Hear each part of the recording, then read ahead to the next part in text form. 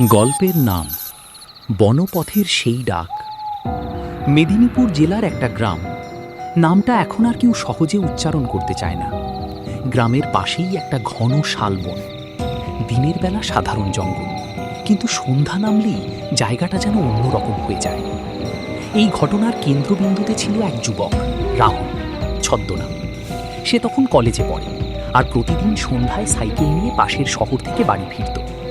Shortcut হিসেবে সে ওই বনপথটাই ব্যবহার করত। একদিন শরতের শেষের দিকে সন্ধ্যা একটু দেরিতে নেমেছিল। রাহুল যখন বনপথে ঢোকে তখন চারপাশে কুয়াশার মতো ধোঁয়াটে পরিবেশ। হঠাৎ সে শুনতে পায় একটা মেয়ের কণ্ঠস্বর। এই শুনছো, একটু দাঁড়াও। প্রথমে রাহুল ভাবে হয়তো কেউ সাহায্য চাইছে। সে সাইকেল থামায়, চারপাশে তাকায়, কেউ নেই। আবার সে ডাক, আমাকে ফেলে যেও না। এবার তার গা শিউরে ওঠে। কণ্ঠস্বরটা খুব কাছ থেকে আসছে, কিন্তু কাউকে দেখা যাচ্ছে না। সে দ্রুত সাইকেল চালাতে শুরু করে, কিন্তু কিছু দূর যাওয়ার পর হঠাৎ সাইকেলের চেন খুলে যায়। পুরো বন নিস্তব্ধ, শুধু তার নিঃশ্বাসের শব্দ। ঠিক তখনই সে অনুভব করে তার পিছনে কেউ দাঁড়িয়ে আছে।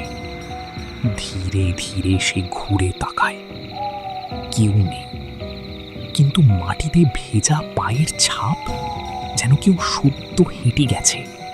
আর সেই ছাপগুলো তার দিকেই এগিয়ে আসছে। হঠাৎ ঠান্ডা একটা হাওয়া বয়ে যায়, আর ঠিক কানের পাশে ফিস ফিস করে কেউ বলে, তুমি তো থামলে। রাহুল আর এক মুহূর্ত সেখানে দাঁড়ায়নি।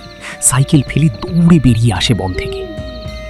পরদিন সকালে গ্রামের লোকেরা গিয়ে দেখে রাহুলের সাইকেলটা ঠিক জায়গাতেই পড়ে আছে।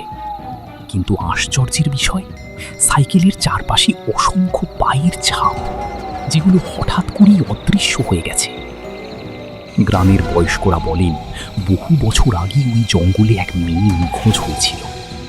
তাকে আর বহু বছর আগে ওই জঙ্গলে এক মেয়ে নিখোঁজ হয়েছিল। তাকে আর কখনো খুঁজে পাওয়া যায়নি। তারপর থেকেই নাকি সন্ধ্যার পর ওই পথ দিয়ে গেলে কেউ একজন ডাক দেয়। আজও গ্রামের মানুষ সূর্য ডোবার পর ওই পথ এড়িয়ে চলে।